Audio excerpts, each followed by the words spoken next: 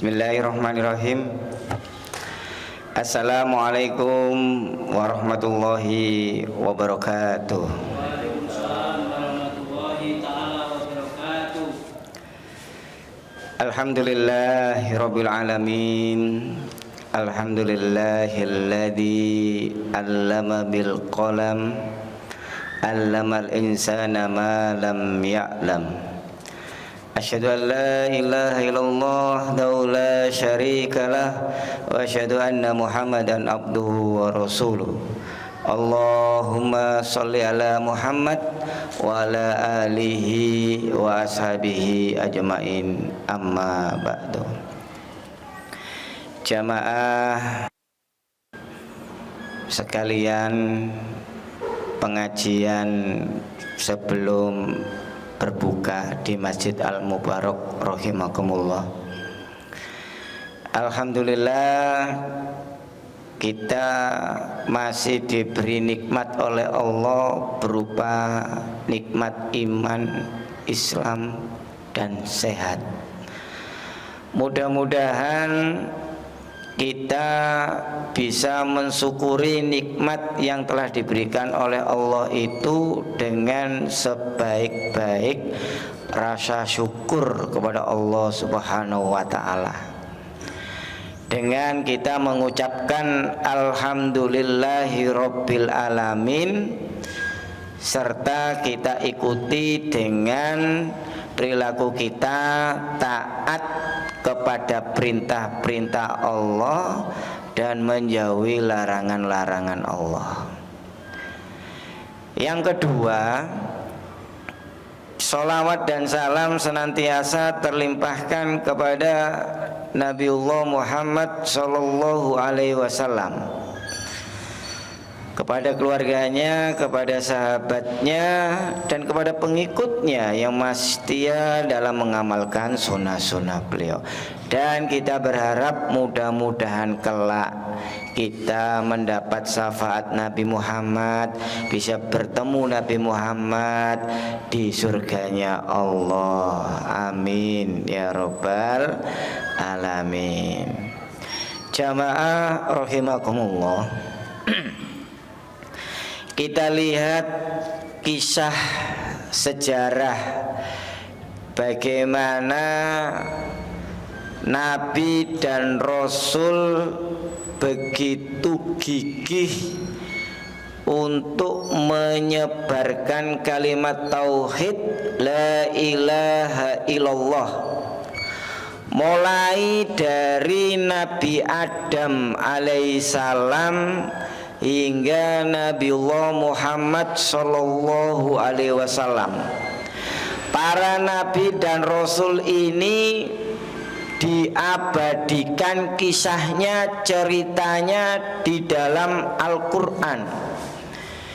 Jika jamaah membaca Al-Quran, di sana pasti dijumpai, ditemui kisah-kisah teladan dari para nabi dan rasul. Nah, ketika kita membaca baik itu di Al-Quran, dilengkapi di hadis Nabi, kemudian riwayat-riwayat sejarah, sirah nabawi, di sana banyak sekali nilai-nilai hikmah bagi kita, generasi penerus sesudah para nabi dan rasul. Jamaah rahimakumullah, pada kesempatan yang berbahagia ini, izinkan saya menyampaikan salah satu kisah cerita yang sangat berharga dari Nabi dan Rasul, yaitu Nabi Nuh alaihissalam. Mudah-mudahan kita dapat mengambil hikmah dari kisah tersebut. Jamaah rahimakumullah, kita ketika buka-buka sejarah di mana Nabi Nuh alaihissalam ini berdakwah sangat gigih. Ya. Jadi masa dakwanya ini tidak main-main, ya. Jadi panjang sekali.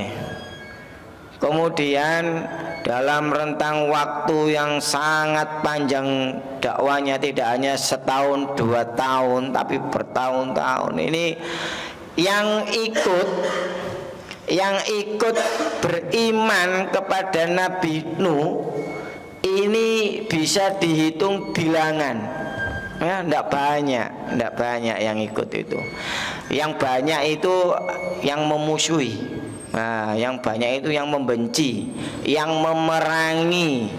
Nah, ini yang banyak. Yang beriman kepada Nabi Nuh hanya bisa dihitung bilangan saja. Nah, ternyata ada di dalam keluarganya itu yang tidak beriman. Ia pura-pura. Ya, jadi ada dari keluarganya itu ada anaknya dan juga istrinya.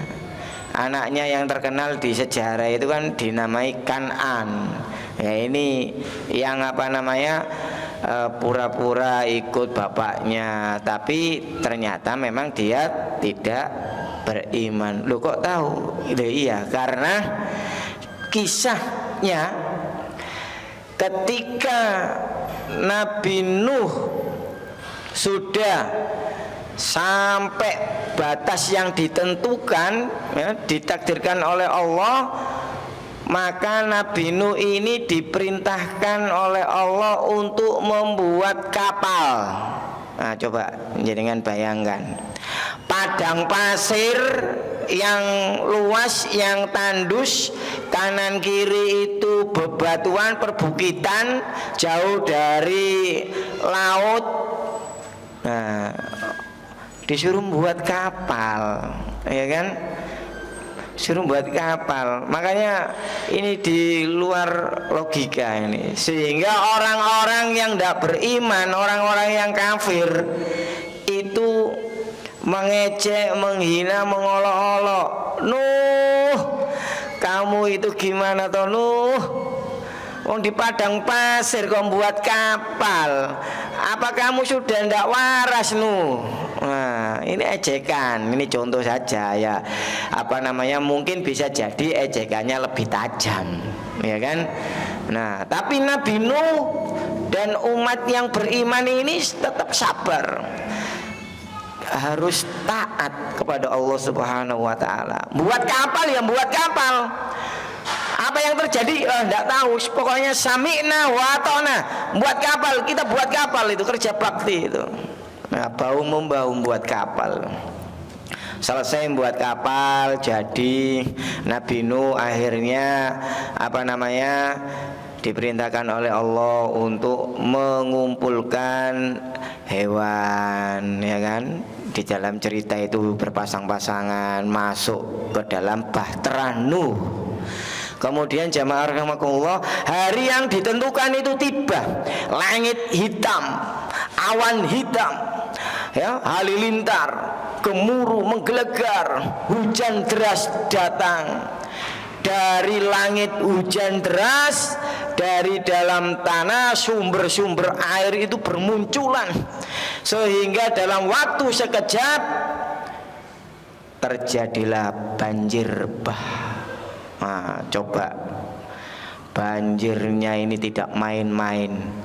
Diterangkan dalam sejarah itu hampir separuh dunia, ya, itu kena banjir.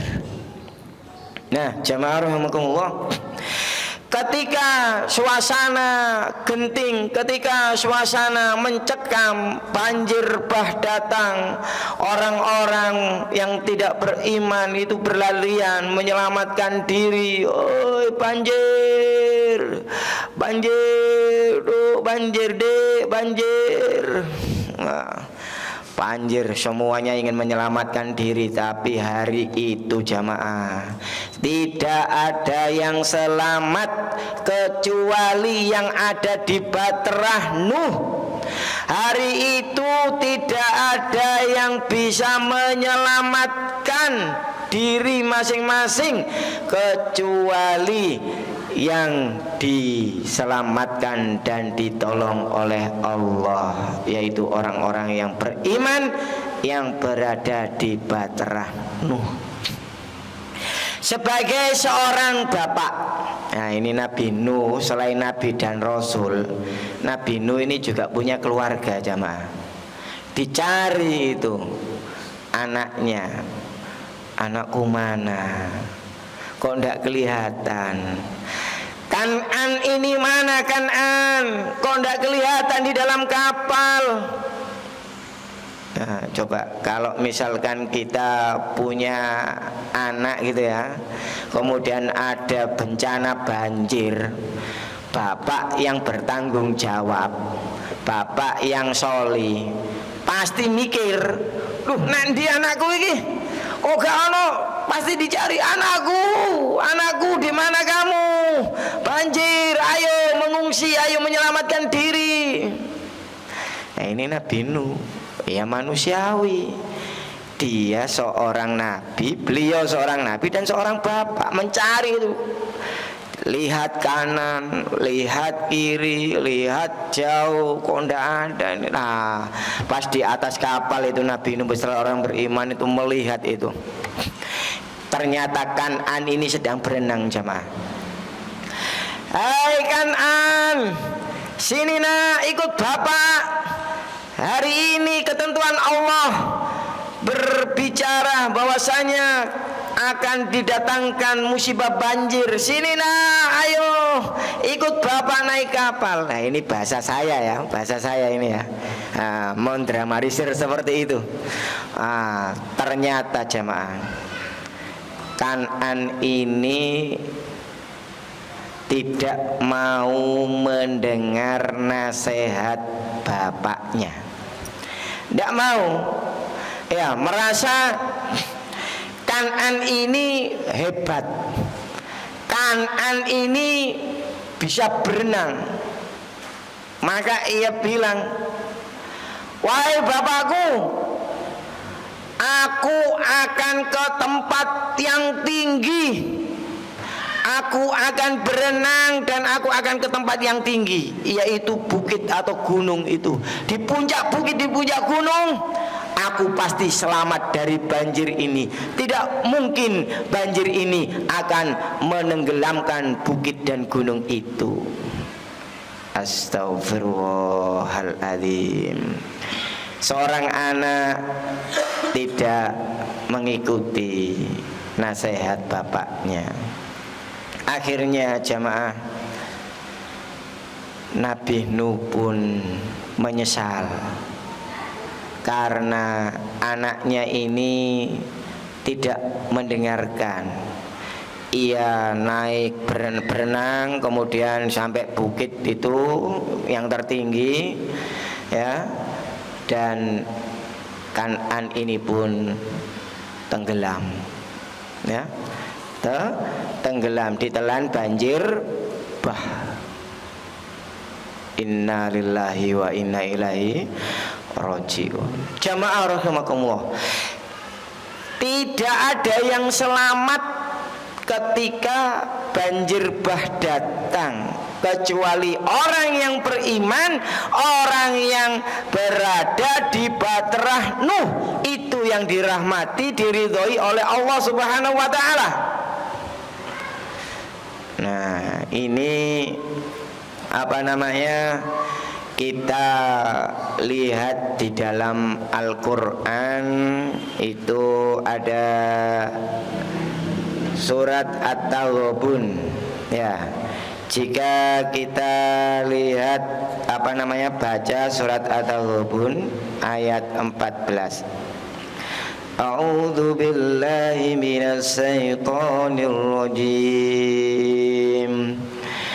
Ya ayyuhalladzina amanu inna min azwajikum wa auladikum aduwwan lakum fahdaruhum wa in ta'fu wa tasfahu wa وتغفروه فإن الله غفور rahim. Wahai orang-orang yang beriman, sesungguhnya di antara istri-istrimu dan anak-anakmu ada yang menjadi musuh bagimu, maka berhati-hatilah kamu terhadap mereka, dan jika kamu maafkan dan kamu santuni serta ampuni mereka, maka sesungguhnya Allah Maha Pengampun dan Maha Penyayang. Dilanjut ayat berikutnya, innama amwalukum wa auladukum fitnah wallahu indahu ajrun azim. Ayat yang ke-15, sesungguhnya hartamu dan anak-anakmu hanyalah cobaan bagimu, dan di sisi Allah pahala yang besar. Jamaah rahimakumullah. Nabi Nuh alaihissalam diuji dengan keluarganya. Istrinya tidak beriman dan anaknya tidak beriman. Oleh karena itu, kisah ini ada dua hal. Yang pertama, berdakwah di keluarga. Sebagai seorang suami, maka dia mempunyai tanggung jawab yang besar kepada keluarganya. Dididik yang baik, diajari yang baik. Tidak hanya usaha dididik dan diajari yang baik, tapi perlu didoakan. Panjatkan doa, anaknya didoakan, istrinya juga didoakan. Mudah-mudahan menjadi keluarga yang sakinah, mawaddah, warahmah, dan diridhoi oleh Allah Subhanahu wa taala. Amin ya rabbal alamin. Kemudian yang kedua, yaitu sebuah tanggung jawab besar sebagai ibadullah dan khalifatullah yang mempunyai tanggung jawab, yaitu meneruskan estafet dakwah, yang mana lahan dakwah, tantangan dakwah itu tidak mudah seperti membalikkan tangan. Ketika kita terjun di masyarakat, kita lihat hari ini itu banjir bah, hari ini itu banjir bandang. Mana ada banjir? Ora ono. Secara kasat mata memang tidak banjir air. Jika kita lihat, sebenarnya banjir itu adalah banjir kemaksiatan, banjir syahwat, banjir pemikiran, banjir godaan-godaan. Jika kita lihat jamaah rahimakumullah, bagaimana kecanggihan teknologi, yang teknologi itu hanya tipis berupa HP.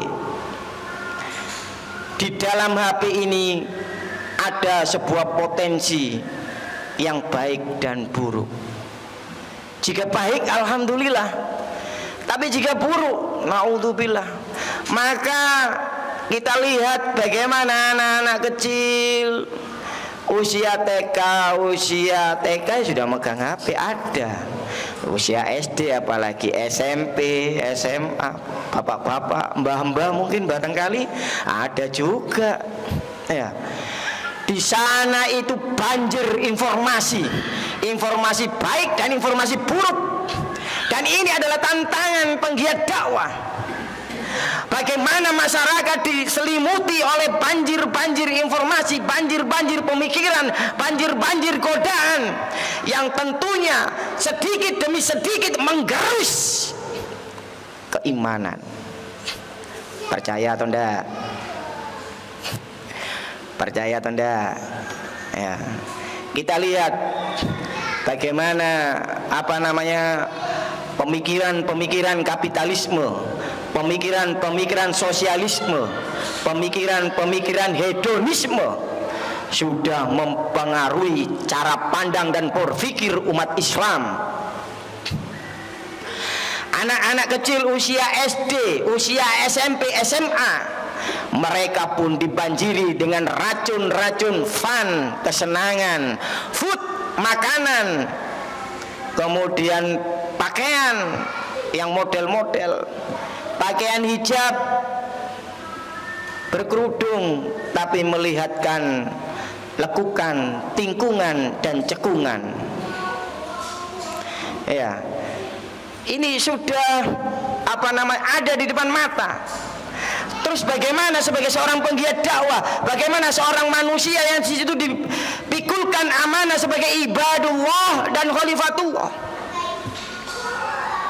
Maka jamaah rahimakumullah, tidak cukup kita berkoar-koar di podium, tidak cukup kita berbicara dari mimbar ke mimbar, tapi ini ada sebuah gerakan bersama, setidaknya minimal pada diri sendiri, kepada keluarga dan di lingkungan sekitar, bahwasanya yang selamat dalam banjir adalah yang di Bahtera Nuh. Itu kalau banjirnya air loh ya. Dan yang selamat dari banjir kekinian, banjir pemikiran, banjir informasi, banjir godaan, banjir yang lain-lain itu, yang selamat adalah yang di kapal ketauhidan, di kapal keimanan, di kapal Islam. Oleh karena itu jamaah rahimakumullah, kita bersyukur ya, alhamdulillah ya Allah masih diberi nikmat sehat, masih bisa untuk memperbaiki diri, masih bisa untuk sholat jamaah, masih bisa untuk ngaji, masih bisa saling nasihat menasehati, masih bisa guyub rukun dibingkai dalam Islam. Nah, ini harus kita syukuri. Kita syukuri. Syukur-syukur kita bisa menggandeng itu tetangga, menggandeng itu saudara, menggandeng itu teman yang lain, sehingga nikmat Islam itu tidak untuk diri kita, tapi indahnya Islam, nikmatnya Islam itu untuk rahmatan lil alamin. Oleh karena itu jamaah rahimakumullah, mari di akhir-akhir Ramadan ini yang tinggal beberapa hari ke depan, kita perbaiki diri kita, kita perbanyak doa. Ketika kita sudah berusaha, ketika kita sudah berikhtiar, maka yang terakhir adalah kita berdoa dan kita pasrahkan kepada Allah Subhanahu wa taala. Jika perlu, tulis itu proposal kepada Allah Subhanahu wa taala lewat doa. Tulis dulu di kertas, malam hari bangun tahajud, kita sampaikan kepada Allah Subhanahu wa taala. Ya, kita sampaikan kepada Allah Subhanahu wa taala. Contoh proposal 1, hidup di dunia. Ya Allah, aku pengen hidup bahagia di dunia. Saya punya utang ya Allah, tolong berikan rezeki yang lancar dan barokah sehingga bisa mengutangi hutangnya bisa lunas ya Allah. Ya Allah, saya belum dapat jodoh ya Allah. Mudah-mudahan tahun 2025 jodoh saya datang dan saya bisa menikah ya Allah. Ya Allah, saya belum dikaruniai anak ya Allah. Mudah-mudahan dikaruniai anak yang soleh dan soleha. Itu di dunia. Proposal yang di akhirat ditulis juga. Ya Allah, mudah-mudahan di akhirat saya bisa menikmati telaga Kausar-Mu ya Allah. Saya bisa masuk surga Aden, surga Firdaus, Jannatul Naim. Pilih mau tinggal di Jannatul Aden, Jannatul Firdaus, Jannatul Naim, sampaikan kepada Allah Subhanahu wa taala. Akhirnya demikian jamaah rahimakumullah yang bisa kami sampaikan.